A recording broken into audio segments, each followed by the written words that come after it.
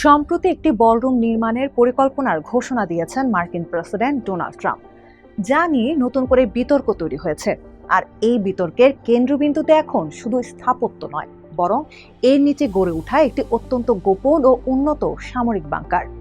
সাধারণত এই ধরনের স্থাপনার তথ্য কঠোরভাবে গোপন রাখা হলেও আইনি চাপের মুখে ট্রাম্প নিজেই এর নানা দিক প্রকাশ্যে আনছেন।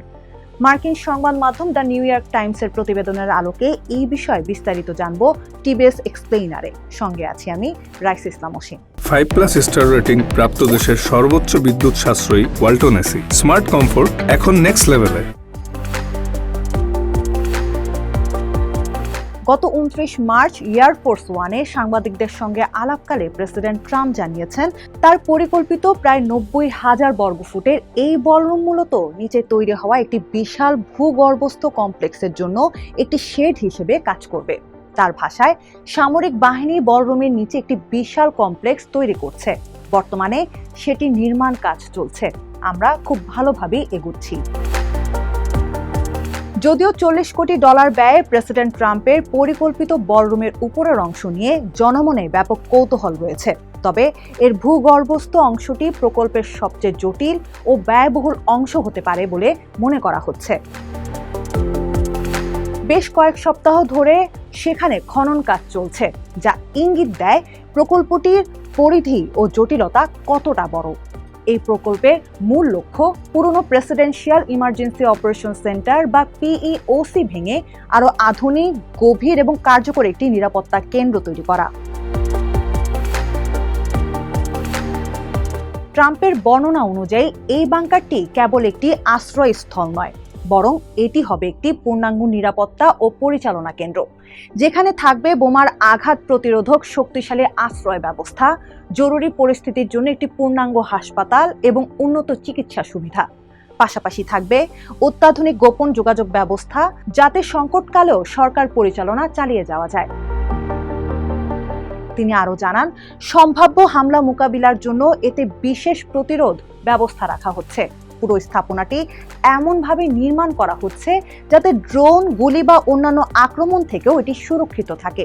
ওপরের বলরুমটিও এই সুরক্ষার অংশ হিসেবে কাজ করবে, যেখানে বুলেট প্রুফ কাচ সহ বিভিন্ন নিরাপত্তা ব্যবস্থা থাকবে। এই ধরনের বাংকারের ইতিহাস অনেক পুরনো।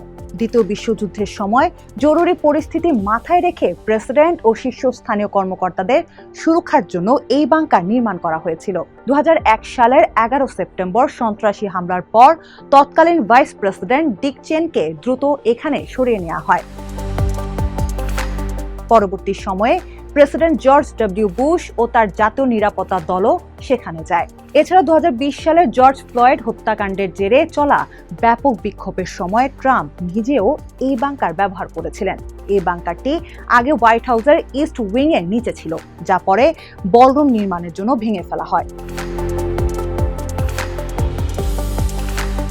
সাধারণভাবে এই ধরনের নিরাপত্তা স্থাপনার তথ্য প্রকাশ করা হয় না, কিন্তু বলরুম প্রকল্পটি বর্তমানে আইনি জটিলতায় পড়ায় ট্রাম্প এই বাংকারের বিষয় সামনে আনছেন।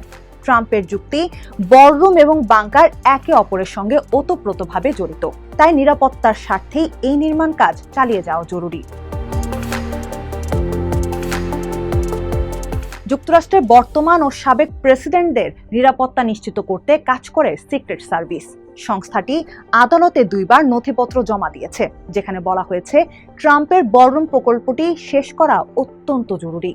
সিক্রেট সার্ভিসের উপপরিচালক ম্যাথিউ সি কুইন গত ডিসেম্বর এবং পরে জানুয়ারিতে লিখেন, এই প্রকল্পের যে কোনো ধরনের স্থগিতাদেশ জীবনের ঝুঁকি তৈরি করতে পারে। যদি নির্মাণ কাজ অল্প সময়ের জন্য বন্ধ রাখা হয়, তাহলে ঠিকাদারদের দায়িত্ব পূর্ণ হবে না। এতে সিক্রেট সার্ভিসের দায়িত্ব ও প্রেসিডেন্টের নিরাপত্তা নিশ্চিত করার কাজ বাধাগ্রস্ত হবে। কুইন চলমান নিরাপত্তা ব্যবস্থা আধুনিকায়ন নিয়ে বিচারককে একান্তে ব্রিফ করার প্রস্তাবও দিয়েছিলেন। এছাড়া ট্রাম্প প্রশাসন এই প্রকল্প সংক্রান্ত কিছু নথি ফেডারেল আদালতে সিলগালা অবস্থায় জমা দিয়েছে। ট্রাম্প প্রশাসনের বেশিরভাগ যুক্তি প্রত্যাখ্যান করেছে ওয়াশিংটনের ফেডারেল আদালতের বিচারক রিচার্ড জে লিওন। তিনি আদেশে লিখেছেন, হোয়াইট হাউস প্রাঙ্গণ ও প্রেসিডেন্টের নিরাপত্তা নিয়ে সরকারের উদ্বেগ আমি গুরুত্ব সহকারে দেখছি। তবে চলমান নির্মাণ কাজের কারণে হোয়াইট হাউসের পাশে যে বিশাল গর্ত তৈরি হয়েছে তা আসলে প্রেসিডেন্টের নিজেরই সৃষ্টি।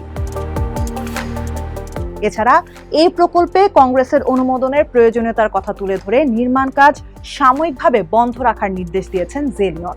তার আদেশে বলা হয়েছে, কংগ্রেস আনুষ্ঠানিকভাবে অনুমোদন না দেওয়া পর্যন্ত কাজ চালানো যাবে না। তবে তিনি এটিও উল্লেখ করেছেন, নিরাপত্তা নিশ্চিত করতে প্রয়োজনীয় নির্মাণ কাজ চালিয়ে যেতে পারে হোয়াইট হাউস। ট্রাম্প এই অংশটি সামনে এনে দাবি করেছেন তিনি কাজ চালিয়ে যাওয়ার অনুমতি পেয়েছেন এবং ইতোমধ্যে এই আদেশের বিরুদ্ধে আপিল করার নির্দেশ দিয়েছেন। এত আলোচনা সত্ত্বেও প্রকল্পটি নিয়ে এখনো অনেক তথ্য অজানা। কোন সামরিক শাখা সরাসরি এই নির্মাণ কাজ পরিচালনা করছে, মোট কত ব্যয় হতে পারে বা ভবিষ্যতে রক্ষণাবেক্ষণ কিভাবে হবে, এসব প্রশ্নের স্পষ্ট উত্তর এখনো পাওয়া যায়নি। গত জানুয়ারিতে হোয়াইট হাউসের ব্যবস্থাপনা ও প্রশাসন বিষয়ক পরিচালক Joshua Fisher National Capital Planning কমিশনকে বলেন, আমি এই প্রকল্প নিয়ে প্রশাসনের সব পরিকল্পনা প্রকাশ করতে পারছি না। আর সত্যি বলতে এই প্রকল্পের কিছু বিষয় অত্যন্ত গোপনীয়, যা নিয়ে আমরা বর্তমানে কাজ করছি। এমনকি হোয়াইট হাউসের মুখপাত্র ক্যারোলিন লেভিট এই বিষয়ে বিস্তারিত কিছু জানাতে অস্বীকৃতি জানিয়েছেন। তিনি শুধু বলেছেন, সামরিক বাহিনী তাদের স্থাপনাগুলো আধুনিকায়নে কাজ করছে।